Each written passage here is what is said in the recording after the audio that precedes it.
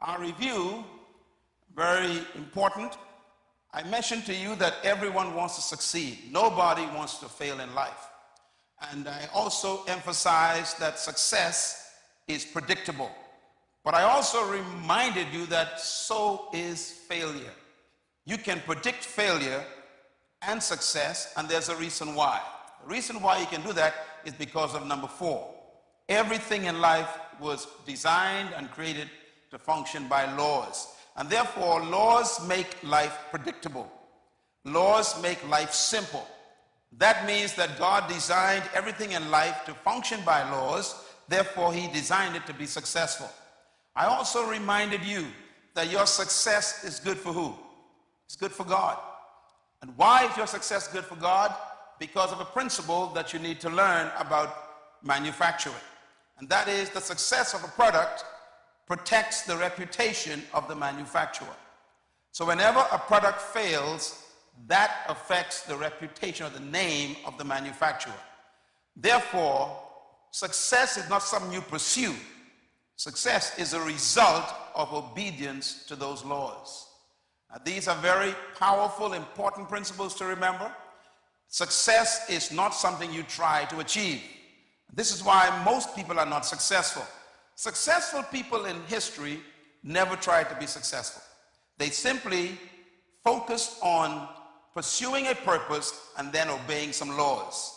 Now that leads me then to the question again, what is success? Success is not what you've done compared to what others have done. Success is what you've done compared to what you knew you could have done or you should have done.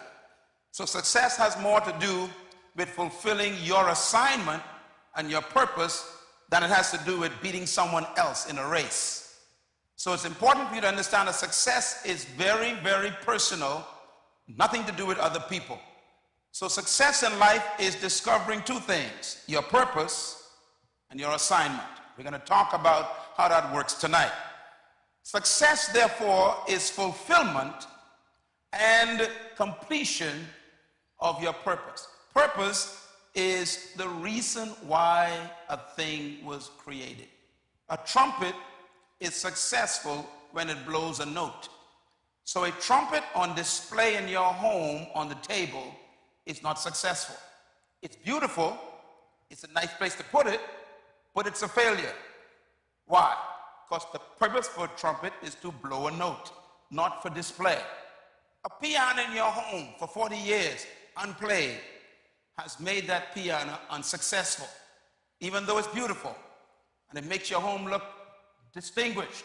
That piano is a failure because it was not created for a furniture piece. It was created to do what? Produce music. So purpose determines success. So dressing up nice, wearing expensive clothes is simply a well-dressed failure.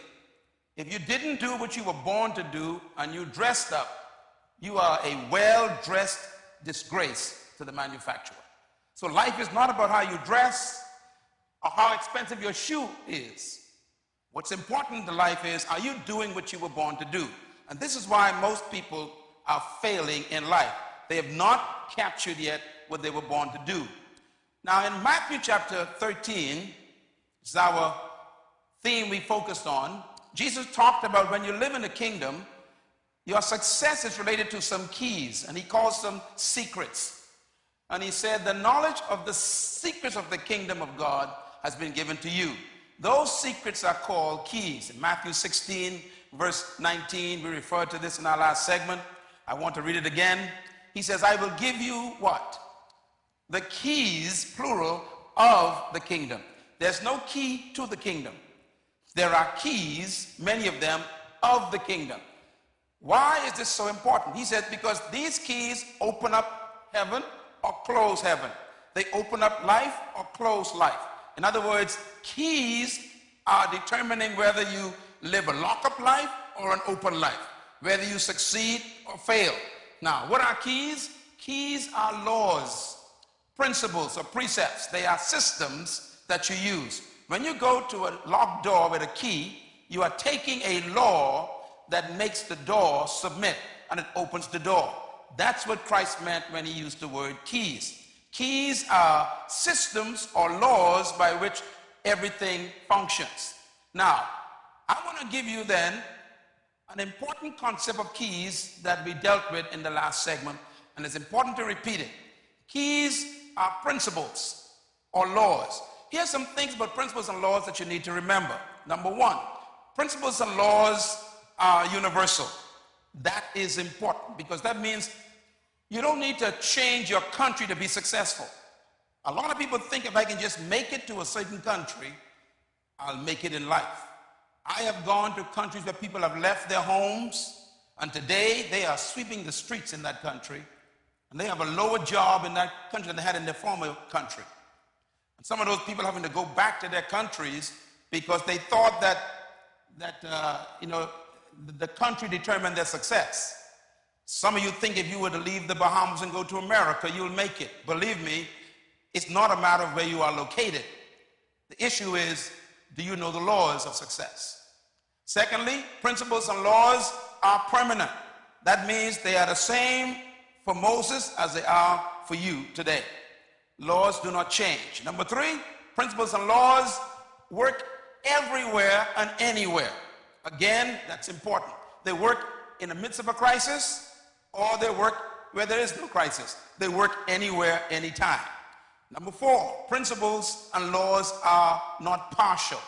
That means laws don't work for a certain race of people and then don't work for some other race of people. Laws work for all people.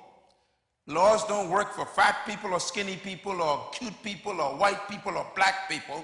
Laws work for people if the people work the laws. Number five, principles and laws guarantee success. The only way that you can guarantee something if you follow its instructions. And this is why, again, success is predictable. You can guarantee results if you follow the laws. If you are failing in your life, try and study what laws you are violating. If you are succeeding in life, study the laws you are obeying. There's no mystery to life. And most of us are hoping to succeed in life and don't understand the laws that are established by God to succeed. Principle number 6, principles and laws never can be broken. Why? You cannot break a law. The law breaks you. Don't think you can violate a law and still be successful.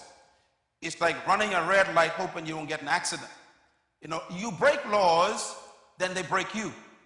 So if you want to be successful, don't try to take shortcuts. Don't try to find your way of doing things. There are laws established in life by the Creator that everyone has to follow. And anyone who follows those laws have the same results. That means point number 7. Principles and laws are inherent and their judgment is inherent. That means that you don't need to be punished if you violate a law. The punishment is in the law. If you put your hand in fire, no one has to burn you. You violate a law, you get burned. And so it is with everything in life. God doesn't really judge us. The laws he built into life judges us. You have sex, well, you get pregnant, who do you blame? Well, you violate a law of fidelity or the law of self-control, and now the judgment is built in. You have conceived a child. And now you want to create another law of violating that baby by committing adultery. And now you kick in a judgment of guilt for the rest of your life. But that child might have been like Myles Munroe. So now you sit around with this guilt because you violated law after law after law. The way you fix that is you decide, I'll never break another law again. That leads to point number 8. Principles and laws protect the product. When you obey the laws laid down by the manufacturer, you don't need to worry about protection. They protect you. Do not fornicate. Well, you can never be pregnant if you don't fornicate. It protects you. You don't got to wonder whether, I wonder if I'm pregnant, I wonder if I'm pregnant. Well, if you had sex, you better wonder all night. But if you never had sex, you can't be pregnant. So the protection comes in obedience to the law. When you stop at a red light, you don't need to worry about getting arrested. The protection is in the law. So guilt comes when you break the law because you're no longer protected by that law. So it is in life with success. Now, that takes me to my point here, dealing with God's economic plan. I want to just read this verse again, because we're going to zero in on these 4 principles of God's plan for your prosperity. Now, people want to know, does God want you to be successful and prosperous? Let's read Deuteronomy 8, verse 17. You may say to yourself, God says, my power and the strength of my hand has produced this wealth for me. But you must remember, the Lord your God, it is He who gave you the ability to produce wealth, to confirm His covenant that He made to your fathers. God is not against you becoming wealthy, but He wants you to remember where it came from. Secondly, this verse tells us how to become wealthy. And wealth in this verse doesn't come from God in the sense that God gives you money. Read it carefully. What does God give you? The ability to produce. Write that down. Wealth comes from finding your ability to produce something. The word ability here actually means ideas. We're going to talk about that in a minute. Now, how do you get to work out or produce? Produce means to actually work something out or to express something. The first command that God gave man was to work. Work shows up in the Bible before woman. And that's because a man needs work before a woman. The word work is what I call the law of work. Everybody says law of work. Now remember, we're talking about laws. Work is a law. That means anything that stops you from working violates a law. So if you want to get something without effort, you're violating a law. If you want something free, you are violating a law. That's why God doesn't like beggars. A beggar is somebody who wants something without effort. Let me quote the King David says, I have never seen the righteous forsaken, nor his seed beg for bread. Notice the condition, righteous.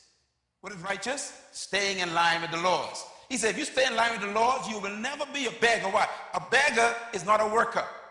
And the first law God gave man was to work. Matter of fact, let's read it, Genesis 2:15. And the Lord God took the man and put him in the Garden of Eden, and He commanded the man to what? To work and to care for it. First command of God, work. Everybody say work. Say it loud. Work is not a curse. The curse occurs in chapter 3. The curse is not work. Work shows up in chapter 2 of Genesis. No devil, no sin, no demon, and God says work. Why? Because work is the reason why you were created. Let me explain what I mean. The word work is the word ergon in Greek and Hebrew, the transliteration of the word ergon, and the word actually means to become. The word work also means to work out something, to become what you are. I tried to explain this in the last session. For example, it's like talking to a seed to become. What's in a seed?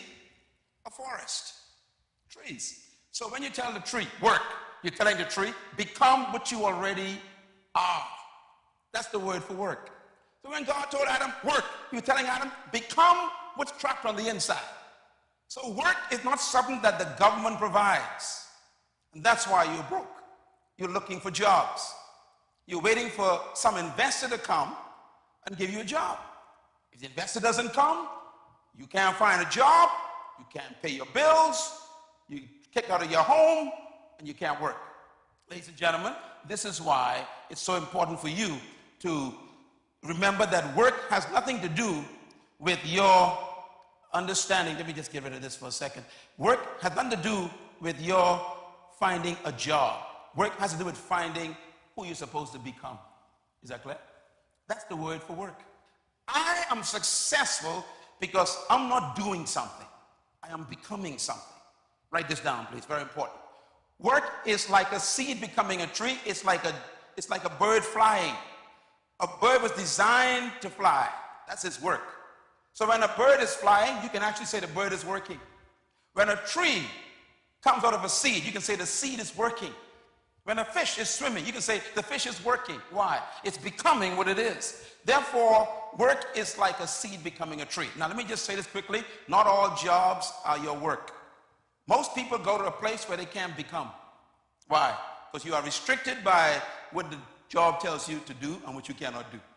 And this is why most people hate their jobs, because their jobs actually suffocate their real gift. And so they find themselves hating Monday mornings, going to a place they don't like, and they can't wait to leave it because it's like a bird trapped in a cage for 8 hours. Why? Because you are not really working. You have a job. Your job, therefore, will never be your work because it traps you. Your work can become your job if you find your work in your job. In other words, if you have a job where you are becoming, then you are not on a job. You're going to work. It's like a singer who was born to sing, and he has a singing business, a job. Well, he's not going to work. He's not going to a job, rather. He's going to work every day. Let me say something very interesting. Jesus said all the time, I work the work of him that sent me. And then he says, I do the work of him who sent me. And then he says, my Father works, therefore I work, and I came to work the work that the Father gave me to do. He never says job. Jesus had a job, you know. His job was a carpenter. His work was redeemer. He said, I didn't come to be a carpenter. I came really to redeem the world. That's my work. And my work is to do what? The will of my Father. That's an important statement. My work is to do what? The will. What is will? The original intent of the manufacturer who sent me. So work is becoming what you were born to be, and work, therefore, can become your job if you are doing in your job what you were born to do. Is that clear? And this is, by the way, this is why most jobs kill people. Jobs can kill you because you can actually be trapped in a place for 40 years, suffocating your life and living in bitterness and hatred and anger, and you are always irritated because you are in a place you don't want to be and don't like to be, and therefore you hate everybody every day for 40 years. And the Bible says what? Bitterness dries up the bones. That means it creates cancer. You ever hear people say, this job is killing me? They are correct. So I'll come to you in this session to tell you how to be free from your job so you can find your work, because your prosperity is not in your job. Your prosperity is in your work. And just explain how that works now. Okay, write this down, please. Your goal in life is not to be employed. Say that with me. My goal in life is not to be employed. Say it again. Can you write that down, please? I want you to write it down. Look at it for a second. The number one promise of your governments is jobs. So your goal is to get a job. The young man here tonight comes out of high school. First thing he's told, go get a job. They never say go get a business. The guy who just comes out of college, this lady with a PhD or a master's degree, comes back home, first attempt, got to find a job. It's as if we believe we were born to be employed. But I want to change your thinking tonight. Write a new word down. You were born to be deployed. Everybody say deployed. Say it again, deployed. Employment means somebody else controls you. Deployment means you release what's on the inside of you. Those who deploy themselves employ others. Deployers employ. If you're tired of being employed, focus on being a deployer. I'm going to explain what a deployer is in a minute. But that's where your wealth is. Those who deploy themselves determine their own value. Those who are employed, their value is determined by the one who employed them. So a salary is really someone else's opinion of how much you are worth. When you deploy yourself, you establish your own worth. So a job is employment. Work is deployment. Employment prepares you for deployment. When you go to a job, always remember this is temporary. I am going to use this opportunity to deploy myself. In other words, deployment activates your gifts and energizes your life, not employment. People who are employed are always complaining. Don't look now, you're sitting next to one. You know, this whole stupid job, I'm tired of being here. These folks don't trust me. They don't know what I'm worth. They don't understand me. I hate this place. They're not supposed to be a raise. How come I'm getting no raise? I ain't getting promoted. I mean, they spend years just employed. and complaining while they are employed. And the complaint is coming from the fact that their gift is not being activated. Therefore, there's no excitement and no energy in their lives. When you go to a place where your juices come out, where you can release all the desires and the gifts on the inside, you can't wait to get there.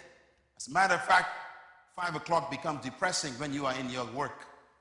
You don't want to leave it. You know, birds don't get tired flying. Did you know that scientists have discovered that birds get energy from flight and that fish get energy from swimming? That means if what you are doing are wearing you out, then that's a sign that you are not in your work. A person who is in their gift hates sunsets. Why? They want the day to be longer because they can't wait to stay in what they're doing. But if you can't wait for 5 o'clock, you want your clock from 3 o'clock till 5. That means you are not in your work yet. You are on a job. You are employed and not deployed. Write this down. Deployment is the use and the serving of your natural gift to the world. Deployment is the use and the serving of your natural gift to the world. They asked Michael Jackson one time, why do you love singing so much? He said, because singing is me. It is me. That's true. Remember, work is what you want. It's becoming what you are. So he called it going to work. Singing is not a job to a real singer. So when you find your gift, when you find your deployment, you actually find the gift you serve to the world. And the world will pay you for being yourself. Can you imagine getting paid for something you like to do? That's why people who live long are usually those who have found something that they can't wait to do in the morning. Because it's good for your health. It gives you, actually, your adrenaline begins to get higher and your systems of throwing against disease is so high because your immune system actually finds strength from a good attitude. It protects you from getting sick. Remember, jobs do kill. Make a note of this. Your future is in your seed gift. It's not in your job. It's in the gift that you have. So let me put this way then. I'm going to now talk about then the difference between your work and your job. Very quickly, please make notes here. First of all, think beyond your job. Say that with me. Think beyond your job. Say it loud. Think beyond your job. Tell your neighbor right in their face. Think beyond your job. Listen, most people are depressed when they get fired because they did not think beyond their jobs. There's life after your job. There's life after retirement. And believe me, nothing is more dangerous today than retiring. Because, you know, when your great-grandfather used to retire, you know, you retired at 65 and you're dead at 70. Today, because of the increase in medical science, you can live to be 80 to 85 average. If you retire at 60, how many years you got left? 25 years more and you are retired. What are you going to do for another quarter of your life? Therefore, you cannot put your hope in a job. And let me tell you something right away. The company you work for, the minute you hit 65, they already start singing the hymns. Rescue the perishing, care for the dying. Why? You're 65. They already see the young guy come out of college who want to actually work for less. Are you with me? The older you are, the more expensive you are to the company. So wake up and think beyond your job.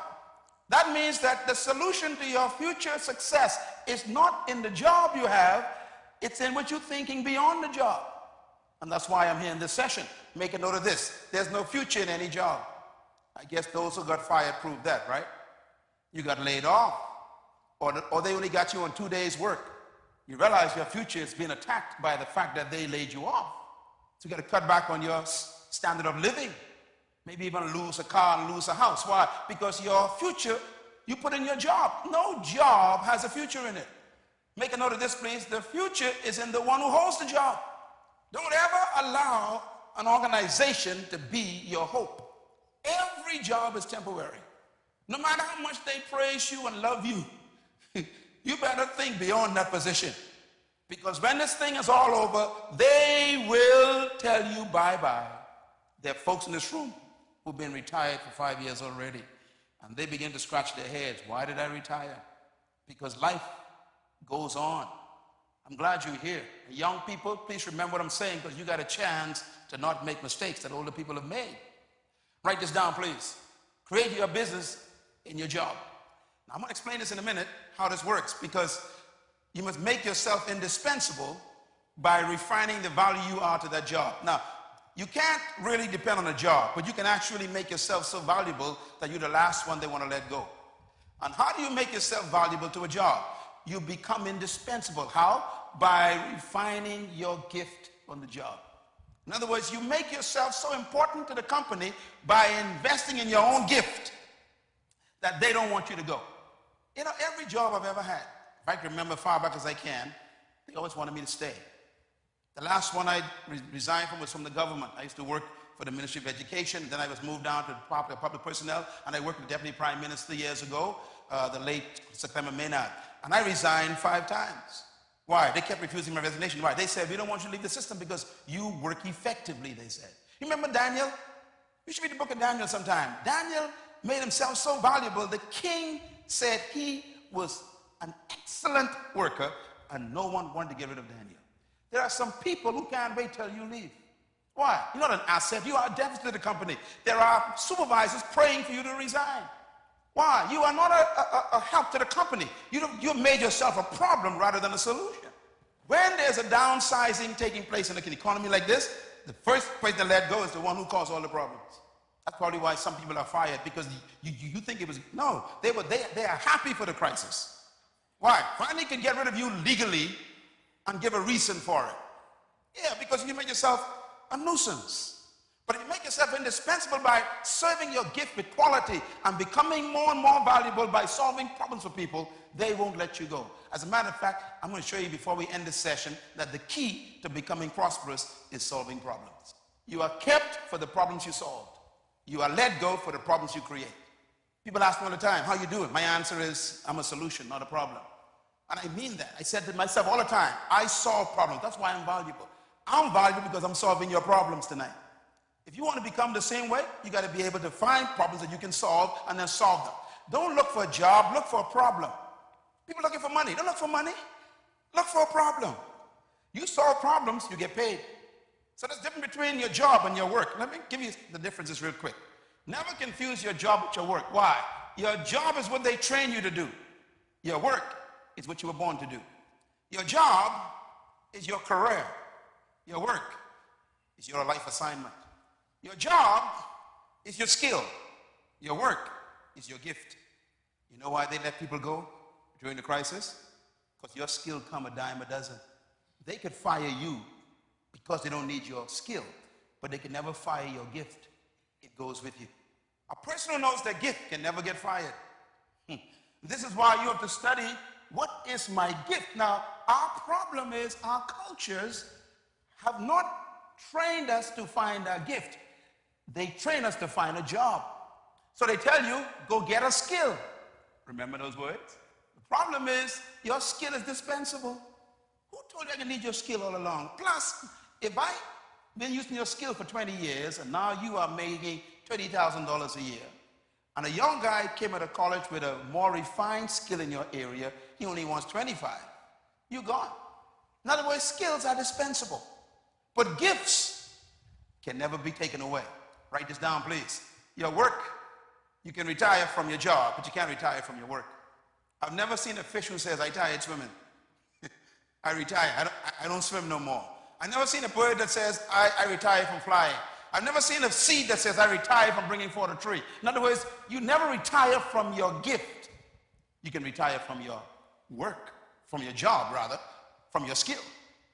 Many people in this room are actually suffering right now because they retired from their skill. You was a secretary, no one wants you anymore. You're a skillful secretary, but they don't want secretaries. So your skill has become your curse. 20 years of experience as a secretary. I mean, you know everything about clerical stuff. The people don't want your skill. So you better find something else, which is your gift. Make a note of this, please. Jobs prepare you for your work. Say it loud. Jobs prepare you for your work.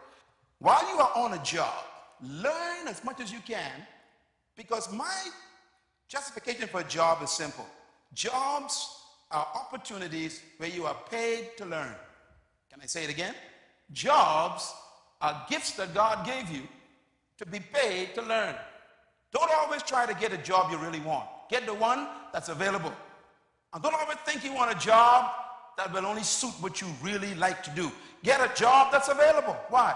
Let them pay you to learn some new skills, some new experiences, to meet some new people. How many people have helped me who I used to work with years ago, and that relationship still lasts, and now they are managers of a bank, and we used to work in a warehouse together. So now that relationship has actually opened doors for me to get a loan because I worked at that warehouse. My friend is the manager. See, sometimes your job is not to give you money, it's to give you relationships. So don't always go for a job because of money. Most folks don't have a job today because they're looking for the right money. It ain't money that brings the job importance. What makes a job important is that you can get paid to learn something and to also learn people. Is this clear? All right. Make a note of this, please. The power of work. Jobs are temporary, but work is permanent. You know, the work of a fish is swimming. Swimming in a certain part of the pool is his job. If you took the fish out of the pool and put him in a pond, have you taken away his ability to swim? His gift went with him, even though you fired him from the pool. See, when they get rid of you, carry your gift with you. Wherever you land, keep on swimming. Because it wasn't the skill that they took away from you. It was the location for you to be in your gift. No matter where I am for the rest of my life, I can never be poor again because I've discovered my gift. I will not allow my country or my culture to determine my value anymore in my life. No one will ever determine how much I'm worth anymore. And you've got to get to the point where you are free from the spirit of jobs and you ignite the spirit of work and use every job to refine your work. Make a note of this, please. You can never retire from your job, from your work rather, but you can retire from your job. Retirement is not in the Bible. It's a capitalist concept. Retirement is not even biblical. You are never supposed to retire. You're supposed to simply finish your work and leave. I have finished my course. Paul never retired. Christ said it is finished. He didn't retire. You leave after you finish something. Some of the most miserable people in the world are retired people. Do you know why? You were never created to stop working. What is work? Becoming. If you stop becoming, you stop existing. No wonder why you're so paranoid and hate everybody. Because you ain't being yourself lately. People who live long are those who have found something that they love to do all their lives. If you can't wait to get rid of your job, it's because it's not your work. Number 4, your work protects you from your job. Write that down. If you learn your work, you're not afraid if they take away your job. When they threaten to fire you, you should say, it's okay. Why? You can take away my job, but you can't take away my work. You can take away my skill, but you can't take away my gift. You can take away the activity, you can't take away the ability. Your gift is more important than your skill. And number 5, write it down, please. Your work is your seed. We're getting into deep stuff now. Everybody say seed. Your work is your seed. What do I mean by that? Let's talk about this for a minute. The most important verse in the Bible that I've ever read that set me free from employment is this one. It was read tonight. As a matter of fact, I was showing Pastor Roll my Bible tonight. How many of you have an NIV? Hold it up, please. An NIV Bible. Come on, Freeport, hold it up. Anyone got an NIV? New International Version. Hold it up in there. NIV. Now, I told y'all a long time ago to buy the NIV. Some of y'all still got the King James. The NIV is probably the best translation I know because the scholars were honest. The work they did in the translation of the Hebrew and the Greek is one of the best in history. Let me read. Please turn your Bibles to 11th chapter of Ecclesiastes. Let me show you the difference between the NIV and your Bible. Big difference. NIV says, verse 1 of 11 Ecclesiastes. Verse 1. Ship your grain across the sea. What does your King James say? Cast your bread upon. See, completely different. In Hebrew, it means ship your grain across the sea. That means become an exporter. Next verse. After many days, you may receive a return. A return means dividends. You get a return on your investment. This chapter is about business, not about a loaf of bread. Ship your grain where? Across the sea. Now, this is completely opposite to what the Bahamas is doing. We're not shipping grain across the sea. We are importing the grain. So someone else is getting the return. What I have done is exactly what this says. My books and CDs and DVDs and my life is always being shipped across the oceans. So I'm getting the returns on that shipment. In other words, you're not supposed to be a consumer. You're supposed to be a producer. I will give you the ability to produce wealth. The exporter will always be richer than the importer. The Bible says, don't put all your eggs in one basket. You got this one job. You are a barber, okay? You're a barber. Brother Smith is a barber. Suppose Brother Smith broke his hands, fell down and break his two hands. The barbering is gone. So what he should do is actually go beyond barbering. He should now import hair products just in case his hand get broken, he can sell products. Don't put all your eggs in one basket, it says. You carpenter, your hands are important to you. Break both of your wrists. It's over. So you better learn to import furniture while you're a carpenter and learn how to get in touch with those who you buy wood from. Say, I'm going to be a wood supplier just in case my hand broke. I sell wood to the other carpenters. I don't need my hand to sell wood. In other words, invest in 7 ventures, it says. But I won't get to that yet. Let's get down to this verse. By the way, I think I better read this part here. Verse 4, whoever watches the wind will not plant. Whoever looks at the clouds will not reap. Those who watch the wind means waiting for luck. That word wind means luck in Hebrew. Those who are waiting for luck. You are smiling. I wonder why you are smiling. He said, those who watch the wind will not plant. That means they will not go out and work. They play numbers all day. They borrow the pen. Listen, this ain't funny. He says, this is why we poor. He who watches the wind, who watches for luck, will not work, he says. Whoever looks at the clouds will not reap. As you do not know the path of the wind or how the body is formed in the womb, so you cannot understand the works of God, the maker of all things, said therefore, this verse, sow your seed, where? In the morning, and in the evening, let not your hands be idle. That's the verse you must remember. Sow your seed when? In the morning, and in the evening, let not your hands be idle. Listen to the Bible. This is the best advice I ever heard in my life. BFM was built after 5 p.m. This place that's worth millions was built after 5 p.m. I had a job. Henry had a job. Richard had a job. We used to meet after 5 p.m. and work till 2 a.m. in the morning building this. Why? Sow your seed in the morning. That means go to your job in the morning. What's the next verse? Read it. And in the evening, don't turn on the TV and watch Two's a Company. Or is it 3? Don't watch Friends. In other words, the guys who you're watching already with rich. He said, when you go home, don't watch TV. Keep working. From 8 a.m. to 5 p.m. is the other man's work. And that's why you're broke. Because from 5 p.m. to 12 midnight, you watching TV, eating potato chips. The Bible says, no, when evening comes, let not your hands be idle. I do more work while you're sleeping than when you are awake, I guarantee you.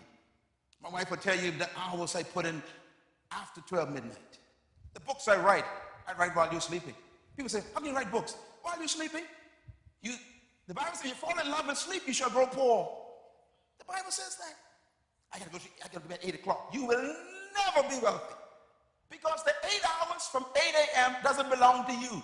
They tell you when to come, where to do, where to go, what to do, when to go to lunch, when to come back, and they control your entire life. That means the only life you own is after 5. You can never grow from 8 to 5. You grow in your own time. You can't read books on the man's job. You can't experiment with ideas on the man's job. He got you locked down. Remember, you are a bird in a cage. What do you do when you leave work, you call it? He says, you don't know which one will profit you, whether both equally as well. Let me put it this way. Write this down. Jobs were given to prepare you for your work. He said, go to work in the morning, and when you get off, keep working. Work on your gift after 5 p.m. Work on your skill at 8 a.m. Give them your skill at 8 a.m. Release your gift at 5 p.m. That's the key to your success and your prosperity. Make a note of this. Fulfillment is discovered when your job becomes your work. You can actually work yourself out of your job. That is what we did here at this ministry. And I've done it actually so well that I don't get no pay from this ministry anymore. Why? You can work yourself out of your job. Your work can become so powerful, you don't need your job anymore. But your work doesn't take place on the man's job. What are you doing after 5? Your culture says, go home and rest. The Bible says, let not your hands be idle. The culture says, go lay off, drink some switcher, and watch TV. The Bible says, let not your hands be idle. Anyone in this room who's a business person will tell you that you don't want to go into business. You think you want to go into business. Business people who don't sleep, they just rest for a few hours because they have found something more important than a job. Can I put it this way? Write this down. Success comes after sunset. That's when it really comes. You read all the books on success, they'll tell you that people who succeed were succeeding while you were sleeping. What do?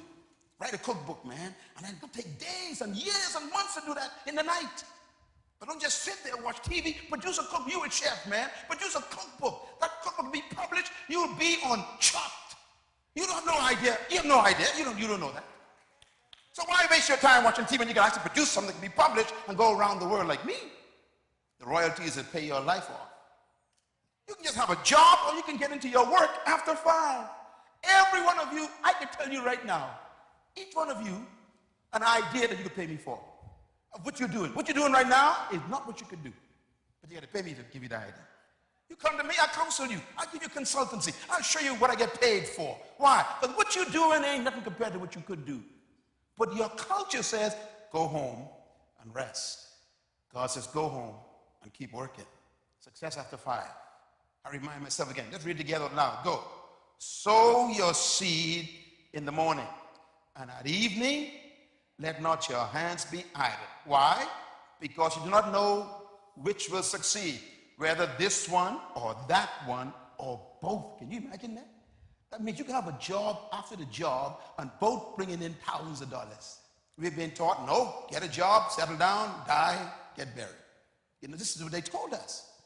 And the Bible is saying, no, there's life after 5. Is this good? I want you to think about this. What do you work on after 5? Your gift. Proverbs chapter 18, verse 16 says, a man's gift makes room for him in the world, not a man's education. You got a PhD and you still broke. Why? Because the PhD doesn't make you wealthy. As a matter of fact, most PhDs are hired by those who dropped out of school. Let me say it again. Most PhDs are working for those who dropped out of school because the person who didn't get a PhD got an idea, and they employed a guy with a PhD. It's not your education that brings you before a great man. It's your gift. Bill Gates dropped out of school. You know, his teachers actually thought that he was mentally damaged because he could never pay attention in class. I read his story. Matter of fact, he said the reason why he couldn't pay attention in class is because he was always ahead of the teacher. They thought he had, learning disorder. No, he had a disorder of learning too much, too fast. Teacher was always behind him. And they actually sent him for psychological analysis. They thought he was crazy. So he quit school, started Microsoft. Went to IBM, tried to give them some ideas. They said, you're crazy. So now they use his ideas in their computer, and he gets billions of dollars. Stephen Jobs, what a guy. Quit college, built a computer in his garage. Now he employs all the PhDs. Even in his death. See, you've been told, get an education, get a job, pay bills, and die. And here I come telling you, no. Find your gift, deploy your gift, become wealthy, and live. And bless the world. And employ people and help them. Your gift. Your gift is more important than your skill. Now here's something I want you to remember. Write this down. You always have what you were born with. You're not born with skills. You have to learn to be a carpenter. So there's something more important than being a carpenter. You got to find your gift. Because your gift will outlast your skill. There can become a day where you can become so feeble you can't handle a hammer. What you can do after that? You're still alive.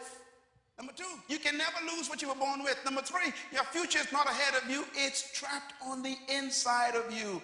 Therefore, you were born with seed. You don't go looking for it. So the key to your life is discovering and developing and serving your seed gift to the world. Always look for the other thing in your life. It's there, you know. Just look for it. It's always with you. But no one ever told you this until I come into your life tonight, to tell you, don't trust their jobs. The crisis is because you lived on the jobs. The crisis is because you depended on the jobs. The crisis came because you depended on the clients. And they don't come no more. May God have mercy on us. There's hope. Yes, the hope. Seeds are never in recession. Isn't that beautiful? When I went to Haiti for the first time, I saw plants growing. I was shocked. Because the United Nations, based on their statistics, say that Haiti is the poorest country in the world. The only problem is no one told the seeds. Got my point? The seeds don't care what's the poorest country in the world. They're going to grow once they get the right environment.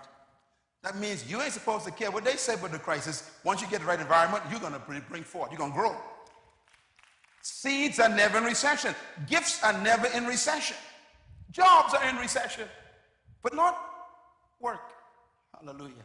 There's something that's bigger than you, and it's inside of you. When I was praying for tonight, I was praying that God would ask me. I asked God, I said, God, show me how to get on the inside of a person and yuck it up. Yuck, yeah. How to get inside your spirit and yuck up your gift and let you see it. This is you. You are not what they call you. They give you titles. Don't trust their titles. Find your gift. Your seeds are never in recession. My friends, let me give you these last points before I get to the 4 principles. 2 words. 1, employment. What is employment? Bahamians, please write this down. Employment is the opportunity to serve your gift in the context of a corporate group. And usually you benefit other people.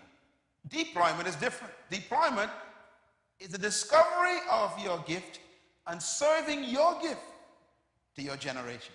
You can be deployed or employed. You can deploy your gift in the context of other people's control, or you can deploy your gift to your whole generation, and they will bless you. When you begin to see life beyond your career, beyond your skill, you become a generational changer. This is the difference between employment and deployment. And I challenge you tonight to think about where you are in your life, your age, whether you are young or old. Think about, where am I in the scheme of this teaching? What's happening to my life? How many more years I could have left? Some of you are divorcees. Some of you are widows or widowers. And your life is at a point where you say, what am I supposed to do next? And God says, I'm going to tell you tonight, find your gift. Serve it. You and I were created to be employed. God created seeds to bring forth trees. He created birds to fly. He created fish to swim. He created you to bring forth. There's something that made him create you. And that thing is the key to your prosperity. I'm going to give you my secret. The secret law of success. How do you become successful? Here's my answer. If you want to be successful, do not seek success. Can you write that down, please? Put it on your mirror where you fix your face. If you want to be successful, do not seek success. So what do? You seek to become a person of value. That's the key to your prosperity. You seek to become a person of value. The person who becomes successful and prosperous is the person everybody wants to go to get something done. You know, the safest business in the world is undertaking, being undertaken. Why? People dying every day. So the guy meets a need, he got you covered. He made himself what? Valuable. Why do you go to the dentist even if you have a recession? Because the dentist made himself valuable. 8 years of study. Why do you go to a doctor and give him your money in the middle of a recession? Because the doctor spent 14 years specializing in something. He made himself valuable. He refined a gift. Why do you take your money to the lawyer Because the lawyer spent 6 years refining the law. And so you take your money and give it to the lawyer. Why? The lawyer made himself or herself valuable. Question. Here's the question. Why should I come to you? How you answer that question tells me if you're going to make it. Here's a question more difficult. Why should I come and bring my money to you? What is it that you've refined that make me find you? The secret of success, becoming valuable. So here's the process of becoming valuable. I'll give you the secret. Number one, to become valuable, first, you must determine what your gift is. Some people may have one or two. Like me, I have 3 or 4 gifts. That was my problem most of my life until I figured it out. You got to choose one and focus on it. But I got a lot of gifts. I'm a musician, naturally. I'm a writer. I'm a public speaker. I am able to actually produce music. I can do a lot of stuff. I have to decide which one I want to focus on, that's all. Listen, you don't want to be a jack of all trades and master nothing. Write this down. You are paid for what you master. People ain't looking for you who's a general contractor. Some of them wonder why they can't find jobs. You're too general. You better find a specific area that you focus on where they're going to need you. They come look for you. Don't just be a carpenter. Find a niche. I'm the creator of bookshelves only. And put it out there. You will see business coming to you like crazy. If you say, I'm just a carpenter, hey, a dime a dozen. And they start comparing you to others. But if you only make shelves, bookshelves, they can't compare because not everybody just make bookshelves, you see? And now you become valuable because you have what? Become a refined gift. That means you become significant. Significance makes you valuable. Significance means you are different from the others. Everybody sells shoes, fine. A lady came one time, she said, Pastor Myles, I want to open a shoe store. I say, don't. She said, why? I say, everybody's selling shoes. She said, but, so what do you advise? My advice is that, I said, now this is free. Only sell baby shoes from 0 to 5. You'll make it.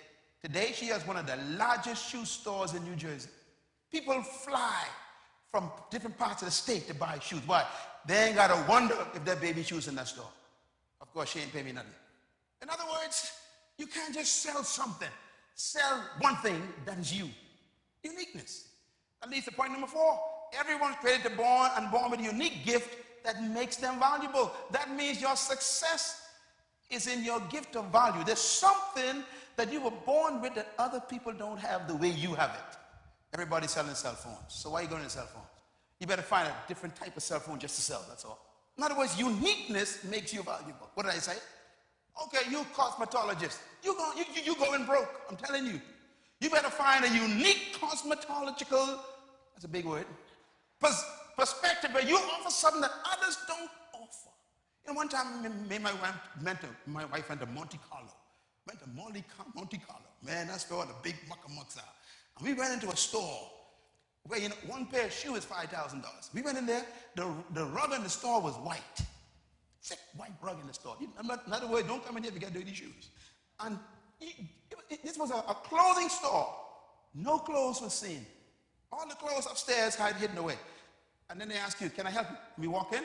They say, come, please have a seat. They sit us down at a beautiful glass table. They serve us tea and cookies. I just come to buy, clothing. They said, no, you ain't come here for no clothing. You come in here for an experience. What a store that was. By the time they finished wining and dining you, they said, come upstairs and see our wares. Walk up there, everything in these little private little boots. I tell my wife now, go for the cheapest thing here, because this is a rough place. I saw one dress, it say $28,000. I said, oh yeah. Honey, come on this side over here. Walk over here, there was a belt. The belt was $400. I said, yeah, that belt must just feed you. And like I saw a purse, $5,500. Just a little purse. I said, take me to the wrong store. But we already drank the tea and ate the cookies.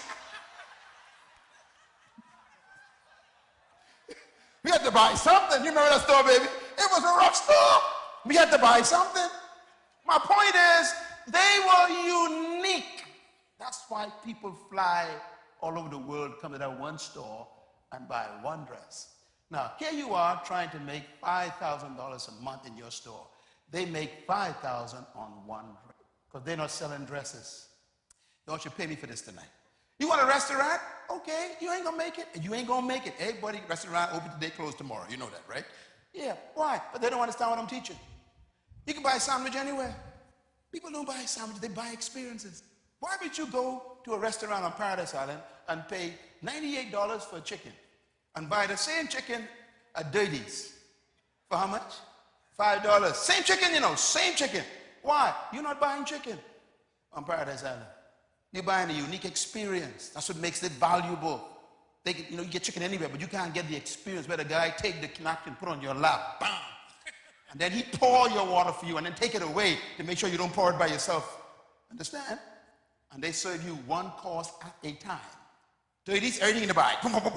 No. We separate each chip from each other in this restaurant. See, you eat one chip at a time. You wonder, what am I doing here? You are buying an experience. Here's my question.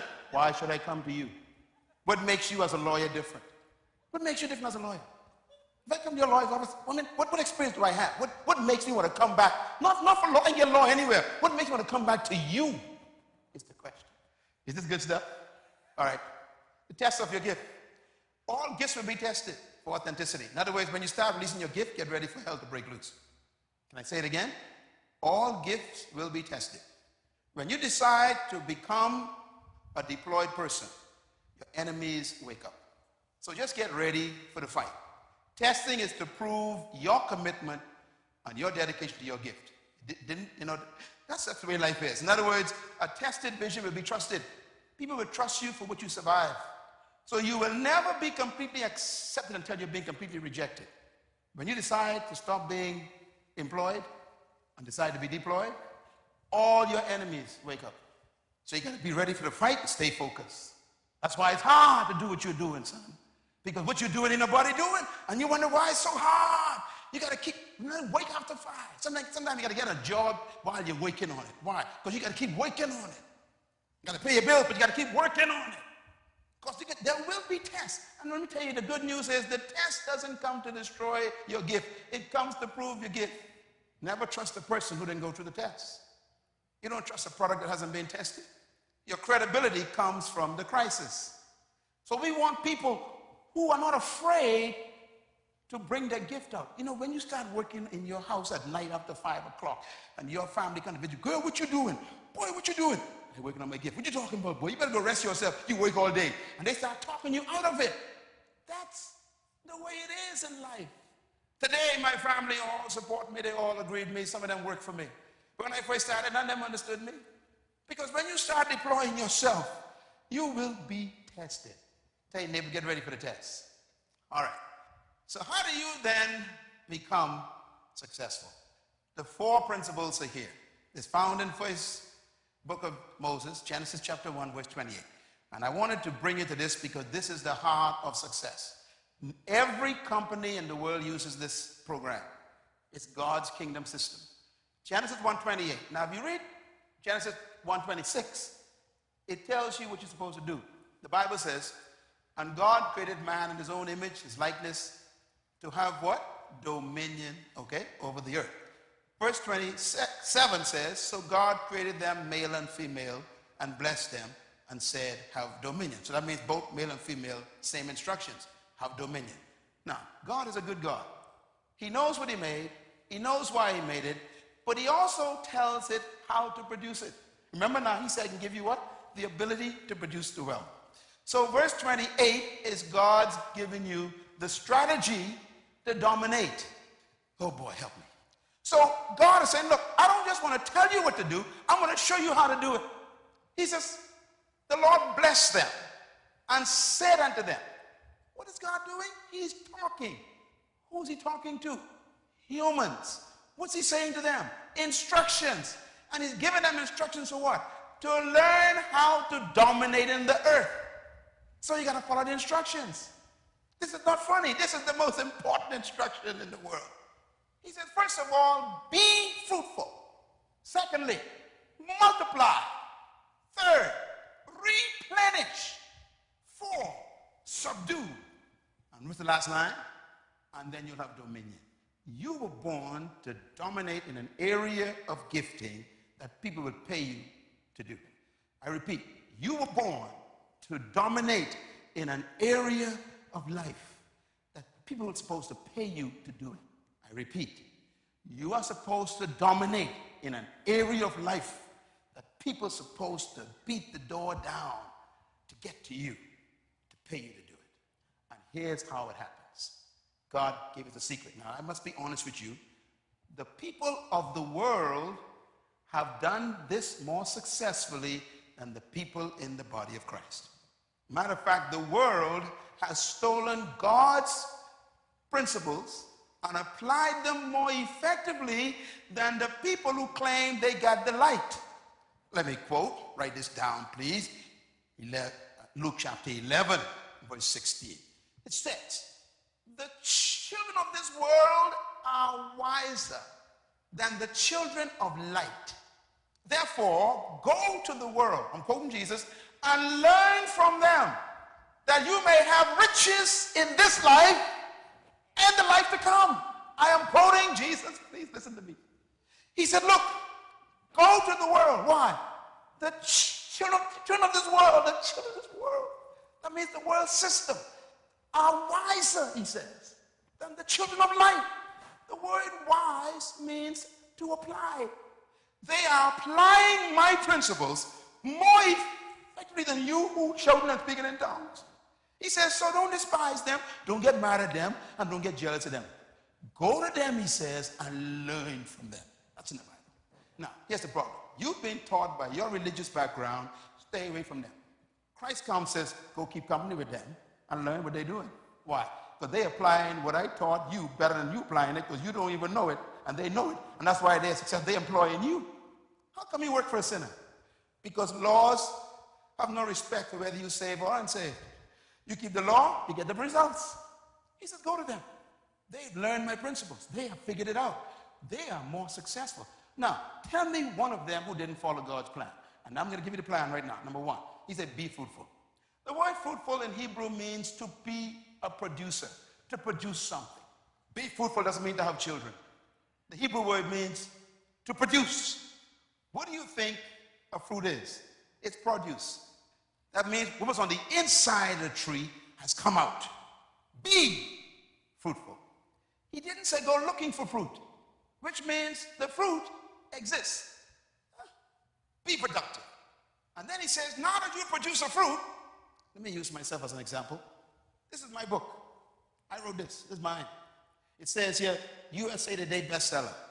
That means millions, sold. Okay. I stayed up while you were sleeping and produced this. It took me months and months to produce this. Hard work. I'm doing 2 books right now. I've been doing them for the last 6 months. One will be finished in November.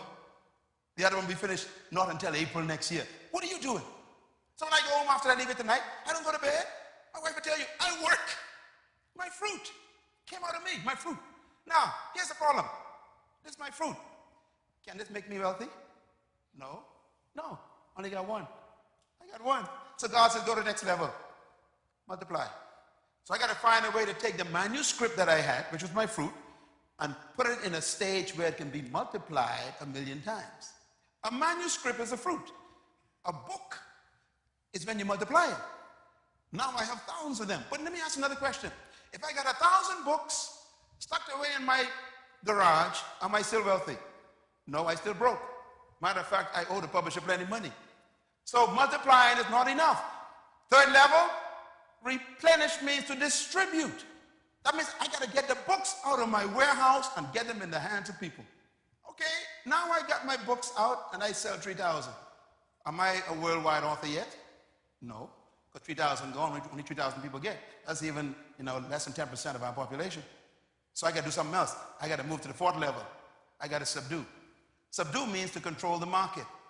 Control the market means when you start distributing your product, it becomes the most important one in the market. So that when people think of it, they think of you. Let me give you an example. What is McDonald's known for? Big Mac. Interesting, Big Mac. They sell all kinds of things, but Big Mac is their fruit. Can you buy a Big Mac everywhere? No. So they got you cornered. You can't even make it at home. You can buy the bread, the burger, the onions, and you still can't make a Big Mac. Because they have refined it. Remember, refine the gift? There's a system that they have. You can never get a Big Mac in your house. You can never make it. It never tastes like it. Okay? So we got a Big Mac. What's the problem? I'm still poor. So I got to find a way to multiply the Big Mac. So I got to have what we call machines or people to help make the same burger according to the system. You cannot work for McDonald's and make your own burger in the kitchen. They train you how to make their burger. Why? They want consistency of the same quality. Okay, so now we multiply it. But now we want to what? Distribute. So they create what? Franchises. A franchise is McDonald's distributing its Big Mac. Now, they have become so widely distributed that they have subdued the market on Big Mac. Nobody got a Big Mac. You want a Big Mac? You drive past Burger King. You drive past KFC. You drive past Wendy's. Why? Because no one got a Big Mac. Is anyone driving past anyone to get to you? I get all these invitations all over the world. I say, why are they inviting me on a little island 7 miles wide when they got 300 million people in America? Somehow, I develop a Big Mac that they can't find nowhere else. I am here to help you go into your closet and find your Big Mac. Everybody makes burgers. Nobody makes a Big Mac. Now we got Burger King. What they got? Whopper. They say, we don't need no Big Mac. We got our Whopper. They will whop you. They're the only ones who can whop you. No one else can Whopper anybody except Burger King. Am I right? You want a Whopper? You can't even make it in your own house. They got a system. They what? Refined it. It's their fruit. They produced it, and now they multiply it, and now they're distributing it, and they subdue the Whopper market. You want a Whopper, you drive past everybody. You will leave your home and drive miles if you want a Whopper. Why? Because they're the only ones with the Whopper. They subdue, they control the market. What do you control yet? I remember I got a call from T.D. Jakes a few years ago. T.D. Jakes says, look, Dr. Munroe, we are in a meeting here in Dallas, and we're discussing a leadership cruise, and the first name that came up was yours. Let me tell you why that's important. Christ says, if you want to be great, he says, serve your gift to the world. Then he says, if you want to be first, become a slave to your gift. Comprende? If you want to be what? First. That means the first one they think of. What do? You can become a slave in the night to your gift. What are you working on all night? My captain here, Tyson. I mean, pilot extraordinaire. I'll never get rid of this guy. He'd have to leave me. Why? This guy has refined his gift. What do you have that people will run you down to get? What you're hearing tonight, no one in the Bahamas ever told you. They just told you, get a job. And you know you can't live the way you're living for the next 40 years to try to feed your, take them through college. What you doing can't pay their college rent. You got to find something. And God is saying, I'm telling you what it is. You got to find your gift. Get your Big Mac. Make yourself valuable. Subdue the market. Apple computers.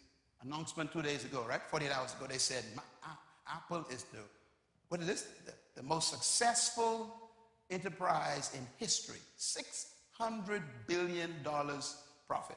And the guy dead. What did he do? He made one computer, Apple. What's your Big Mac? I want you to go home and think about what is it that I got a passion for. Once you produce a fruit, God gives you wisdom to multiply it. He will find you distributors. You'll subdue a part of the market where they got to come to you. In a few weeks, I'm going to be calling all the business people together, okay? Y'all don't mind, right? I want to have just one day with the business people. I'm going to give you some secrets that they pay me for. I can give it to you free. I'm going to show you how to make your business go to the next level. You blow everybody's mind. I'm going to give you a way to become so different that everybody will find you in the middle of a crisis. You have to learn that everybody doing what you're doing, so you can't do it the way they do it. Everybody making burgers. You know why we like Dirty's? Dirty's got a way to fix chicken. Am I talking right? I mean, you try to fix that home. You could buy the paper bag, take it home, but this thing still ain't got the taste. Why? I think they got some old grease in there that does something that, and they keep that grease for a few days. You need old grease to get that taste. I don't know, they're doing something, but it's unique. What makes you different? The result is what? You have dominion. Dominion means to impact the environment. I went on Google today, sitting in my office with one of our workers. I Googled my name. 295,000 results. There's on the first page. Wow. Most of them are stores with my product. Amazon, Myles Munroe. Look at the stars next to my name and my books. 4 stars, 5 stars. That means these are top sellers. But my distribution system, I'm not teaching you something I haven't done, and I'm not different from you. I live right around the corner, and I was born in Baintown, but they never taught me this. That's why I'm teaching you. We've been a victim of this thing that says it's a crisis. Ain't no crisis. It's a crisis of thinking. Go home and find your gift. Some of the wealthiest people in the world are sitting in your chair right now. Tell your neighbor, think. Here we go. God never told us to be seedful. What does that mean? That means that he's already assumed that you got seed. He said to be what? Fruitful. Fruit comes from seed. So God is saying, look, I'm not telling you to go look for seed. You already got it. I want you to produce something. That means that the seed is within you already. It has life in itself, and you possess the fruit that you're supposed to prosper from. That means that your seed possesses the fruit. But fruit is never for the tree. I've never seen a tree eat its own fruit. Have you? When you were born with a fruit, it was never for you. It was for us. The problem is we can't find you to get the fruit. And by the way, you never see a tree bringing its fruit to you. When a tree bears its fruit, everyone is attracted to it. You know, dentists don't advertise, you know. Lawyers don't advertise. They don't advertise much. Why? They got their fruit, man. You'll find them. When you see a mango tree across the fence, laden down ripe mangoes, all kind of anointing thoughts come into your mind. This fence is in the way, right? And you will do some things to get to the tree. In other words, the tree simply produces fruit, and the clients find the tree. I have never invited myself anywhere to speak, whether it's a bank or Harvard University or any organization, any church, anywhere. Never have I ever once invited myself anywhere. They came looking for the fruit. Make me come to you. Please make me come to you. Give me something that I have to come to you. Is this good? Number 6, seeds need the right environment. I am going to South Africa tomorrow. When I come back next week, I think I'm going to meet with you one more time. Because you need to understand that you could have a good seed and still be broke. You put a mango seed on a tiled window and leave it there for 50 years. The tree is still in the seed. Wrong environment, wrong friends, wrong books, wrong TV shows, wrong people. You in the wrong environment. Dr. Munroe ain't got too many friends, you know. I choose my friends very carefully. I got plenty of people around me, very few friends. Friends to me are fertilizer. You leave here and you go to your house and there's a dream killer in the house. He talk you out of your dream. You get up out talking, but you got vision, you got dream, you got seed. You got to settle down and go get a job. Help pay these bills. And when they finish with you, you go right back to your old way of thinking. You need to produce the right environment to bring forth the seed. My wife and I went to Egypt. We went to the pyramids. Walked in there, bigger than this room, underneath the pyramids. And there was a display of King Tut.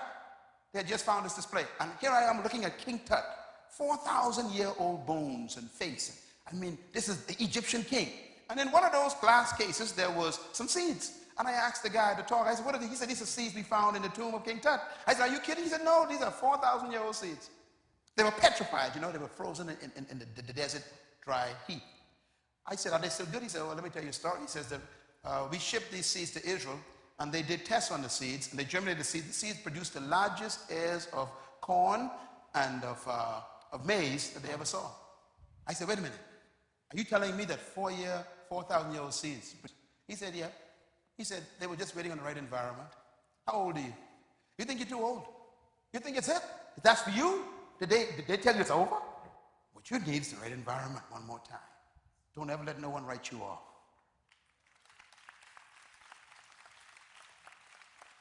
Go home, start again. The Bahamas will kill you. Get free from the Bahamian culture. They done wrote you off.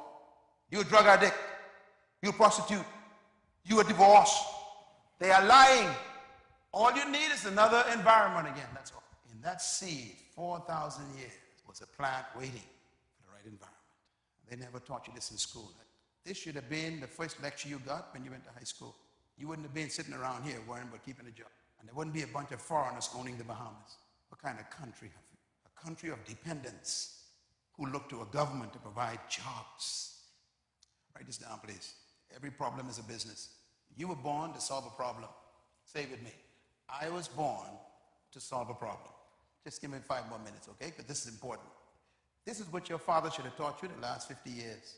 That's why it takes so long for me to give it to you. I'm trying to save you 50 years of ignorance in one night. You have to remember that you were born to solve a problem. And that's where businesses come from. A business is simply someone solving a problem. Fast food solved the problem. You ain't got time to eat breakfast in the morning for no hour. So on your way, you stop at a window. And by the time you get to work, you had breakfast. Someone solved that problem. You know what I'm missing? Shoe shine boys. I'm missing them. My shoes need cleaning right now. I ain't got no time to clean those shoes. If you stop asking for money, think about a solution.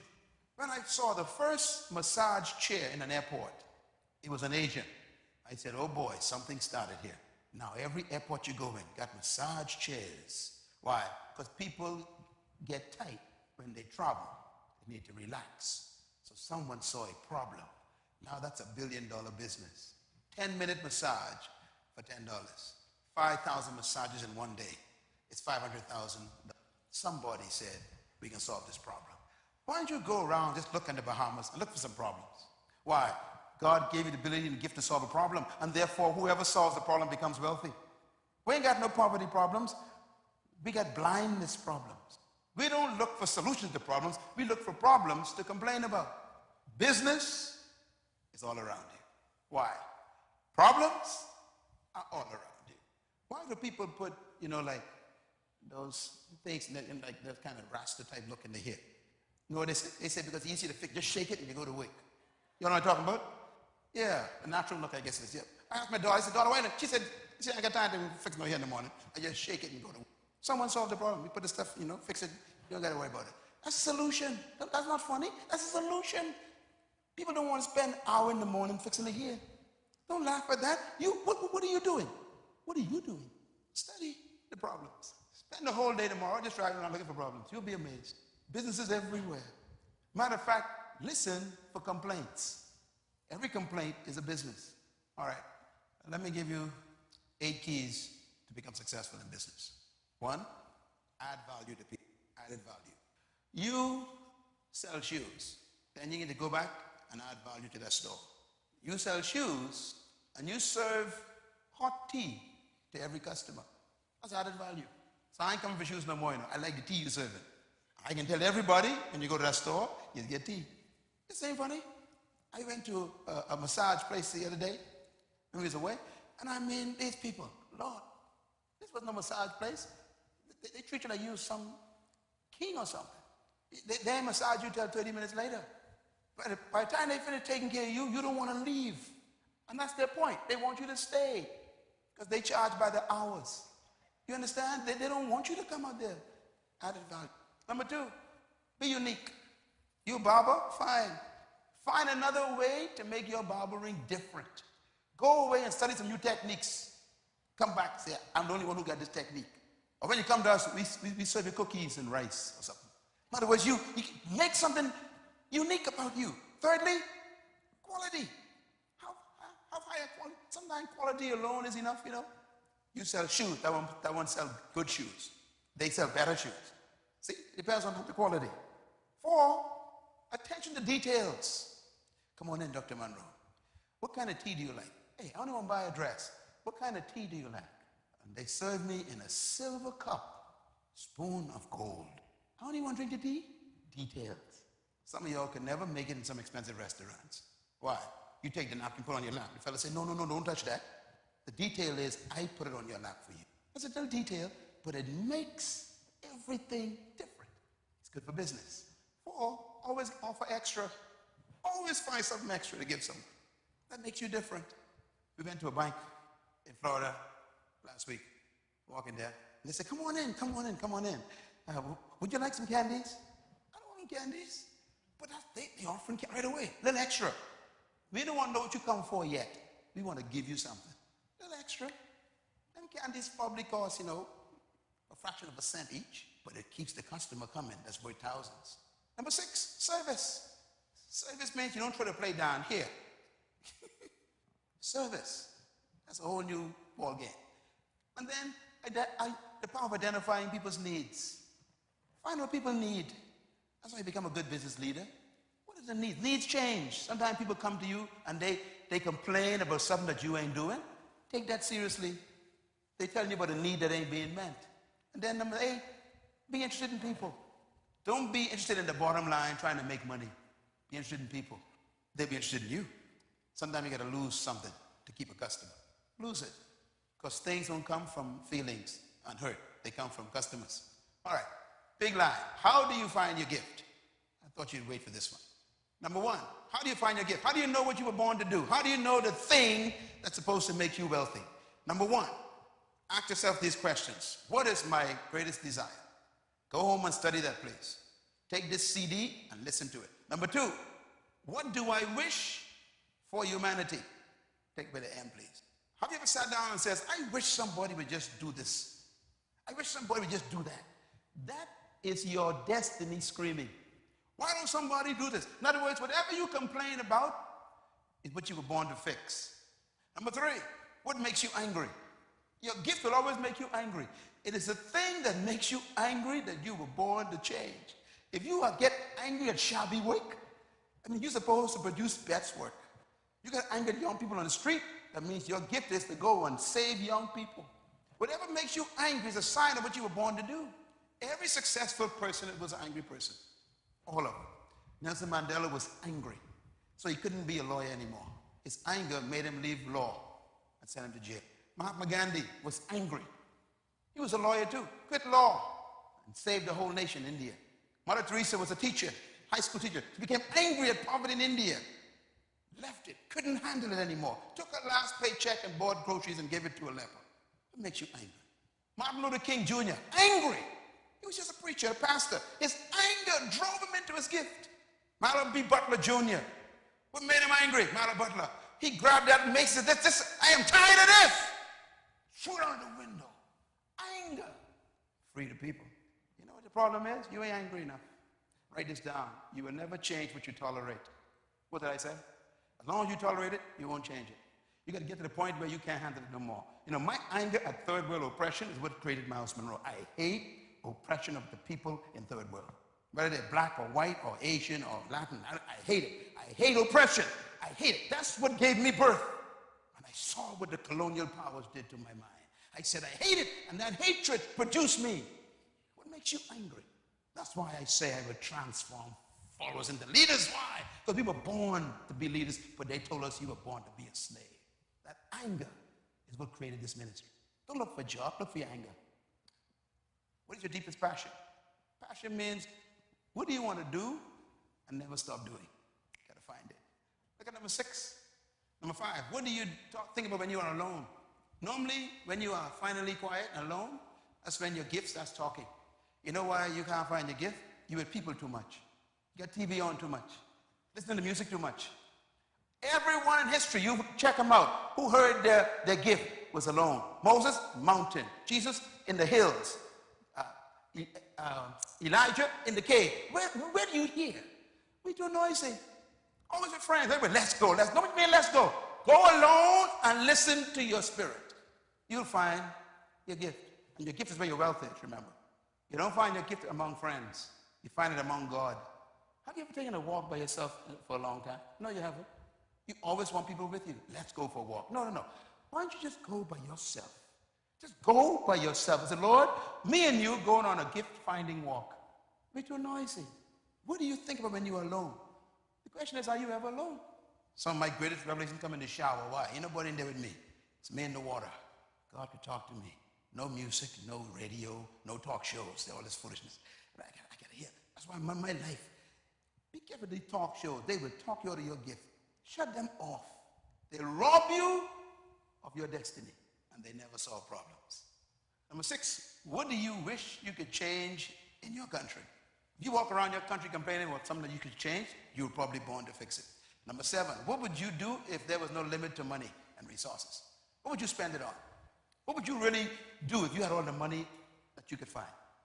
Whatever that answer is, that's what you were born to do. And guess what? If you refine it, document it, and begin to develop it, the money will come to it. Because there's somebody born to finance your dream. The trouble is they can't find it. They can't find a tree. 8, what is your natural gift? Number 9, what would you do without compensation? It's a tough one. Whatever you were born to do is something that you could do and never get paid for it and still be happy. This is why most people are poor, they want to get paid for everything. People who change the world and who become effective never do anything for money. They do it because they love the passion of it. Bill Gates wasn't interested in no money. He wanted to solve the problem of this massive computer that took up a whole room. He said, there got to be a way to bring DOS for them DOS things in a simple icon. And the guys, I'm going to do it. What no money is concerned about? What are you passionate about? People come to me, Dr. Munroe, I'd like to be like you. I want to learn to teach and, be a public speaker. I say, okay. Volunteer to work in the children's church in BFM. Oh, no. I want to be a public speaker. I just give you the answer. Volunteer to go talk to the kids every Sunday. Why? Practice on that. They know when you make a mistake. What you want is you want the money I get. I started teaching Sunday school for nothing. I taught thousands of conferences for nothing. Why? I was refining my gift. I wasn't looking for compensation. You want to be successful? Do it for nothing. Serve your gift. Volunteer. That's how you become great. I was talking to one of our IT people today, a young lady, I know she's here. And I said, how long have you been working? She said, I've been working here since 2008. She said, but Pastor Myles, I used to come here for 5 years and just volunteer. And one day they just said, you know what you're doing. Why don't you come on the staff? Now she's working. Would you do that? Or you won't pay the first day? Volunteer. What would you do? And personally sacrifice for it. Normally when you find your gift, you're willing to put up your house for the business. You're willing to sacrifice the car to invest it in the idea. That's sacrifice. When we built Bahamas Faith Ministries, I'm telling you what, man, we done nothing. My wife and I had one car. We used to share it. I used to live with my mother-in-law in one room in the house. Why? You got no money to wait. Are you too proud to live with your mother-in-law so you could save money, so you can put it invested in the idea? What are you willing to sacrifice? See, some people are willing to die, That's what makes them so powerful. Nelson Mandela was willing to die. Sacrifice. What are you willing to sacrifice for your idea? You may have to sell your house. And you read history of these guys, all these big guys you're so, jealous of, check them out. They started selling their houses, selling their cars for their idea. They had to sacrifice something because they believed in it more than their own security. Successes and prosperity ain't magic. It's laws. These are laws. I was thinking about this here. Find your purpose, find your perception, find your potential, discover your passion, live by the principles, create a plan, be with the right people who can influence you to get there. That means choose your friends. Be persistent, because there can be fight.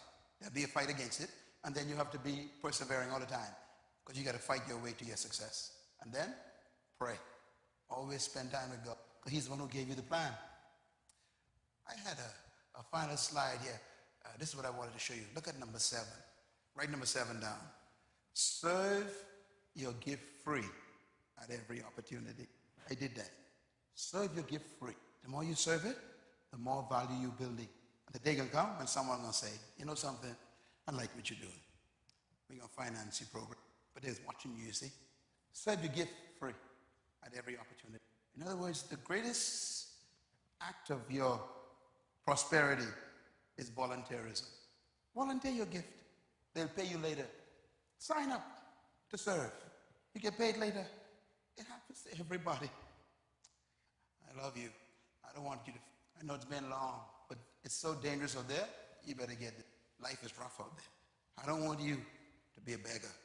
You're a great woman. You're an awesome man. You got more on the inside of you that they haven't seen yet. You are not finished. You're still on your way. Wake yourself up. Dust yourself off. Let's go get them. Let's go and become successful without even seeking it.